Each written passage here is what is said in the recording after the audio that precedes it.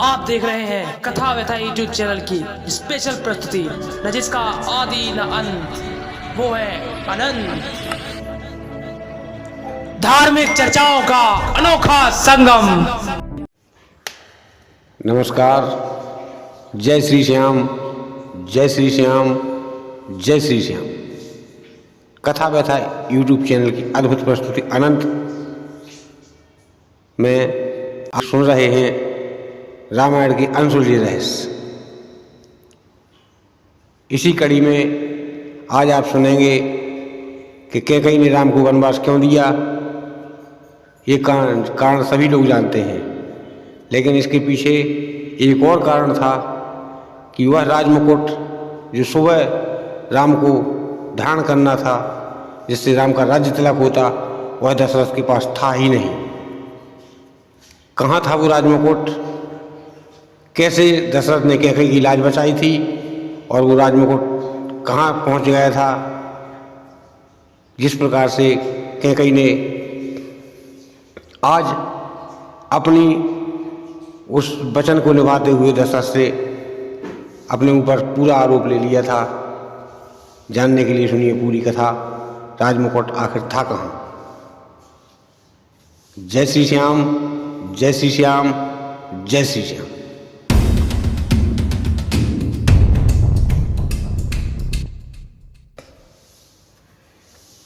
प्रसंग उस समय का है जब कैकेयी की शादी होकर आई। कैकेयी कुछ सालों तक अपने ससुराल में रही, मायके जाती नहीं। एक समय पर कैकेयी के मायके से किसी रिश्तेदार के यहाँ शादी थी।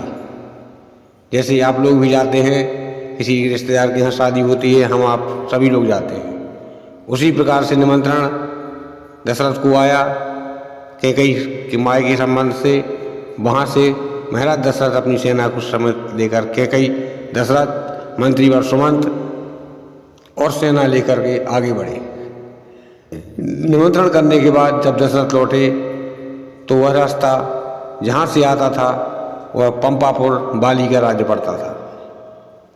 बाली को जब यह जानकारी हुई कि वह दशरथ, महाराज दशरथ यहाँ से निकल रहे हैं, तब वह अपने राजमहल से बाहर निकला और मार्ग में आकर दशरथ का रथ रोक लिया। जब दशरथ का रथ रोका तब दशरथ ने कहा, भाई तुम कौन हो? तब उसने कहा, मैं किष्किंधापति बाली हूँ। मैं तुम्हारे सामने 3 शर्तें रखता हूँ। 30 शर्तों में से एक शर्त तुम मान लो, चले जाओ, नहीं मानोगे तो मुझसे युद्ध करो। महाराज दशरथ इस बात को भली भांति जानते थे कि बाली से मैं युद्ध नहीं कर सकता हूँ। संसार का कोई भी युद्ध बाली से युद्ध नहीं कर सकता था, क्योंकि बाली को ब्रह्मा का वरदान था कि जो भी बाली से युद्ध करेगा उसकी आधी ताकत बाली में पहुँच जाएगी। जब आधी ताकत बाली में पहुँच जाएगी, बाली की ताकत पहले से थी और उस व्यक्ति की आधी ताकत तो बाली की ताकत 1.5 गुनी हो जाती थी, इसीलिए वह व्यक्ति हार जाता था। ऐसे हजारों व्यक्तियों को बाली ने हराया, यहाँ तक कि लंकापति रावण को भी बाली ने हराया था और 6 माह अपनी कांख में दबाए रखे था और फिर बाद में रावण को छोड़ दिया था। इस बात को महाराज दशरथ जानते थे। दशरथ ने कहा कि हे बाली, मुझे निकल जाने दो, मेरी तुम्हारी कोई दुश्मनी नहीं है।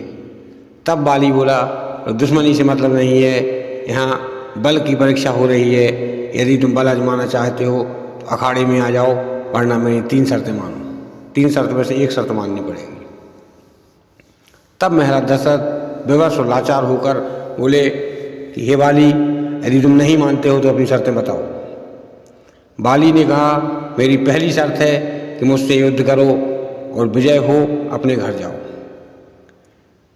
दशरथ ने कहा, और अपनी दूसरी शर्त बताओ।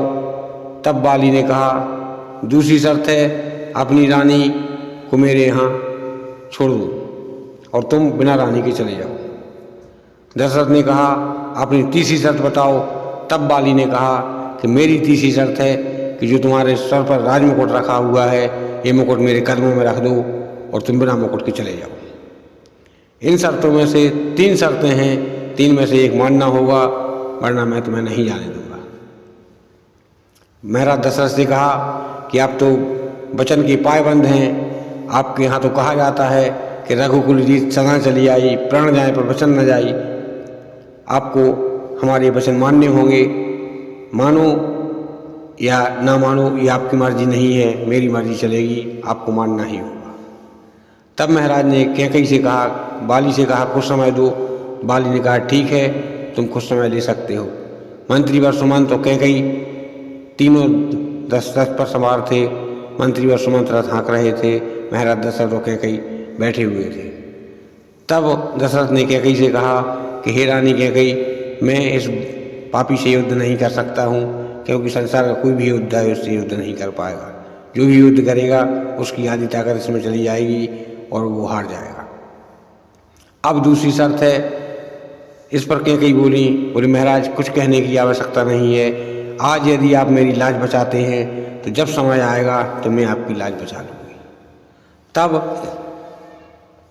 दशरथ ने कहा कि ठीक है, अब तुम बताओ क्या करना है। तो कैकई ने कहा आप मेरी लाज बचाएं, भविष्य में जब समय आएगा तो मैं पूरा आरोप अपने ऊपर ले लूँगी, या जो भी होगा देखा जाएगा, आप पर आँच नहीं आएगी और आप ये राजमुकुट बाली को दे दो।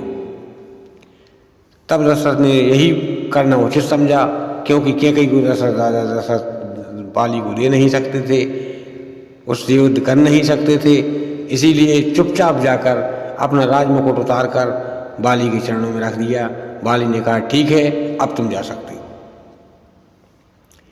इतना कहकर महाराज दशरथ उदास मन से कैकई के साथ में चले आए। इस बात का पता केवल मंत्री सुमंत, महारानी कैकई और महाराज दशरथ को था।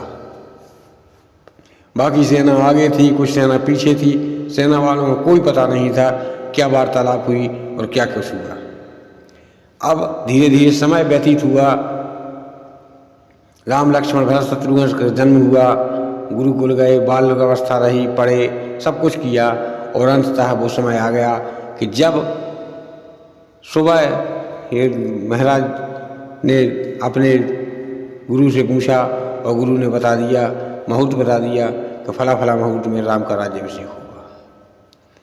तब वशिष्ठ जी ने बताया। इस पर महाराज दशरथ तैयार हो गए और इस कार्यकाल में मुकुट के रखने में और महाराज दशरथ के राम के राज्य तिलक में कई वर्ष बीत चुके थे। तो आप लोग भी जानते होंगे, कई बातें ऐसी हो जाती हैं जो हमें और आपको याद नहीं रहती हैं। कई वर्ष बीत जाने के बाद वह बातें आप भूल जाते हैं, हम भी भूल जाते हैं। इस प्रकार से दशरथ उस बात को भूल चुके थे कि कैकई हमने बाली के पास अपना मुकुट रखा हुआ है। जब यह बात औरतों की स्मरण शक्ति अधिक होती है, आप लोगों ने भी देखा होगा, यदि नहीं देखा हो तो विचार करके देख लेना। कोई भी वस्तु कब कहाँ किसे दी है, औरतों को अधिक ध्यान रहता है मर्दों की अपेक्षा। इस पर कैकई ने ये सोचा कि सुबह महाराज दशरथ को जब ज्ञात होगा कि राजमुकुट कहाँ है, बुलवाएंगे गुरुवर कि हे महाराज दशरथ अपना राजमुकुट लेके आओ। तब महाराज दशरथ क्या जवाब देंगे फिर तो सारी पोल खुल जाएगी, प्रजा में जग हंसाई होगी। इस प्रकार से कैकई ने कहा, कैकई ने अपनी दासी को बुलाया और कहा कि महाराज से जाके कहो कि आपकी रानी कैकई आपसे अविलंब मिलना चाहती हैं, अर्जेंट मिलना चाहती हैं। इस पर दासी गई, महाराज से कहा, महाराज अपने अन्य कार्यों में व्यस्त थे, क्योंकि सुबह मर्यादा पुरुषोत्तम भगवान श्री राम का राज्य तिलक होना था और महाराज दशरथ को एक गुना नहीं हजारों और लाखों गुना प्रसन्नता हो रही थी कि मेरे यहाँ भगवान ने जन्म लिया है और भगवान का राज्य तिलक होगा, मैं अपनी आंखों से देखूंगा। कितनी बड़ी प्रसन्नता की बात होती है। इस प्रकार से कैकई ने दासी को भेजा। महाराज दशरथ ने अनसुना कह दिया कि मैं आ रहा हूँ, चलो। लगभग 1 घंटे का समय बीता। महारानी कैकई ने द्वारा में बुलवाया। जब भी महाराज दशरथ ने अनसुना कह दिया, लगभग रात्रि के 11, साढ़े 11, 12 बजने का समय हो गया। जब महाराज दशरथ नहीं आए तब कैकई ने सोचा कि अब क्या किया जाए। तब कैकई केवल रामायण में ही कोप भवन का वर्णन आया है, बाकी 6 शास्त्र 18 पुराणों में कहीं भी कूप भवन नहीं बनाया गया है और ना ही आज हम और आप कई बड़े बड़े बिल्डर देखे होंगे जो मकान बनवाते हैं, अरबों रुपए लगाते हैं, लेकिन उसी में कोई भवन ऐसा नहीं, कोई कमरा ऐसा नहीं बनवाते हैं कि जब कोई मर जाएगा तो इसमें बैठ के रोएंगे। वो होता था कूप भवन, शोक भवन कहते थे जिसे, और उसे ही कूप भवन कहते थे। किसी की मृत्यु हो जाने पर ही वो खोला जाता था, वरना बंद रहता था, साफ सफाई होती रहती थी। केवल रामायण में ही कूप भवन का वर्णन आया है, बाकी किसी ग्रंथ से उठा के देख लीजिए, कहीं भी आपको कूप भवन का वर्णन नहीं मिलेगा। इस प्रकार से कई कूप भवन में जाती हैं और कूप भवन में सारे वस्त्र आदि आभूषण बिखेर कर जमीन पर लेट जाती हैं और महाराज से दासी से कहती हैं कि हे दासी, जाओ महाराज से कहना कि कई कूप भवन में हैं और आपको बुला रही हैं। जब राजा दशरथ सुनते हैं तब वो कूप भवन की ओर चलते हैं और कैकई से कहते हैं, हे कैकई, ये तुम क्या कर रही हो, मुझे कारण बताओ, तुमने इस ड्रामा क्यों कर रही हो। तब कैकई कहती हैं, महाराज सब कारण बताने के लिए जितनी भी दासियाँ हैं सबको आदेश दो कि सब बाहर जाएं। जितनी भी दासियाँ होती हैं सब बाहर चली जाती हैं। तब कैकई कहती हैं, हे महाराज, ये नाटक केवल इसलिए करना पड़ा, मुझे बहुत अपार प्रसन्नता है, केवल नाटक इसलिए करना पड़ा कि आप शायद भूल गए हैं कि सुबह 6 घंटे बाद या 10 घंटे बाद सुबह होने पर राम का राज्य तिलक है। तब महाराज कहते हैं, मैं भूला नहीं हूँ, बाबरी में कैसे भूल सकता हूँ।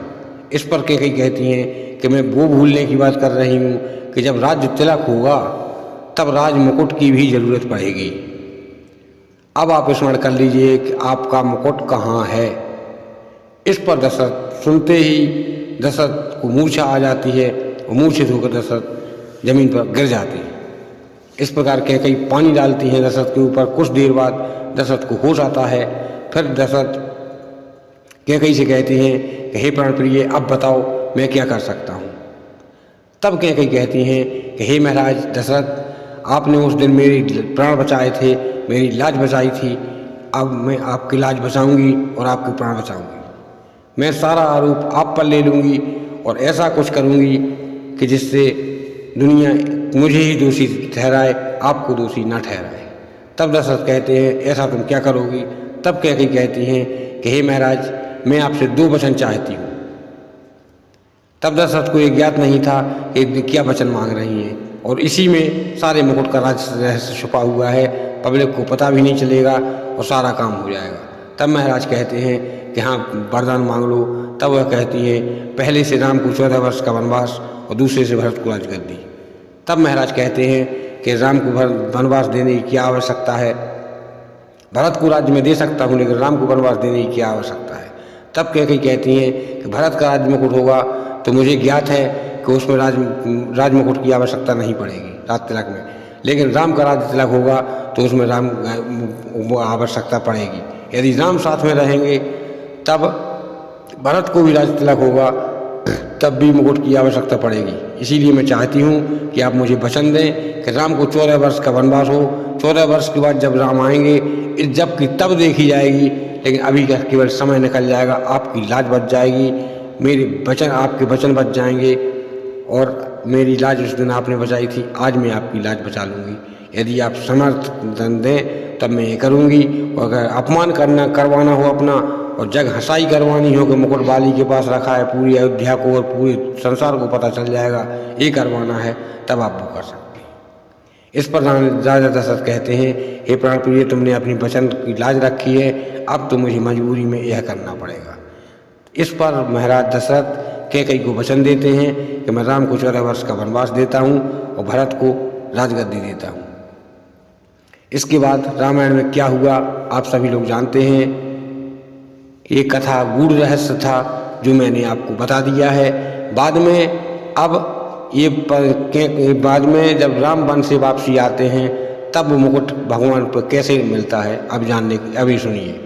जब राम वन से वापस आते हैं तब 2 माताएं उनका स्वागत करती हैं, कैकई दरवाजे पर नहीं आती हैं। तब राम कहते हैं कौशल्या से, सुमित्रा से कि हे माँ कैकई कहाँ है, माँ कैकई कहाँ है। तब वह कहती हैं कि उन्होंने अपने आप को कमरे में बंद कर लिया है और वो कह रही थी कि मैं राम से केवल अकेले में मिलूंगी, अब तुम जाओ और उनसे मिलो। तब राम जाते हैं, अकेले जाते हैं और कैकई से कहते हैं, हे माँ मैं आ गया हूँ, अब दरवाज़ा खोलो, अब क्यों आप क्या कर रही हैं, दरवाज़ा खोलो, मुझे चरण स्पर्श करना है। तब कैकेयी कहती हैं कि हे राम, तुम आ गए हो, अच्छी बात है, लेकिन मैं एक तुम्हें रहस्य बताना चाहती हूँ।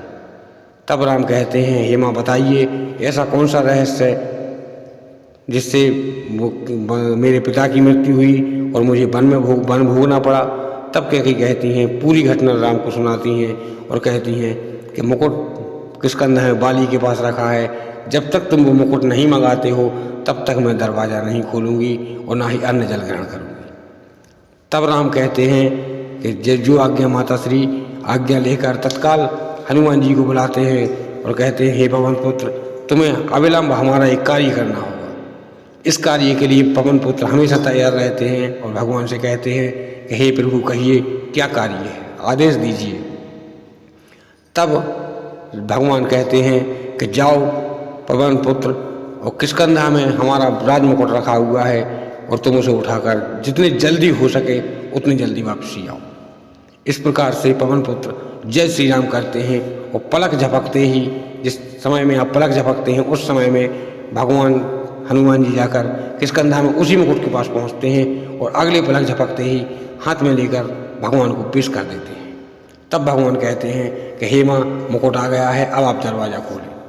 माँ दरवाज़ा खोल के देखती हैं, मुकुट को देखती हैं, प्रसन्न हो जाती हैं, भगवान राम को गले से लगा लेती हैं और फिर भगवान का उसी मुकुट से राज्याभिषेक होता है। इस प्रकार से मुकुट के रहस्य की कथा में इतनी ही कथा थी। आगे यदि इस कथा में मुझसे कोई गलती हुई तो क्षमा करें। जय श्री श्याम, जय श्री श्याम, जय श्री श्याम, जय श्री राम, जय श्री राम, जय श्री राम। अगर आपको यह कथा अच्छी लगी हो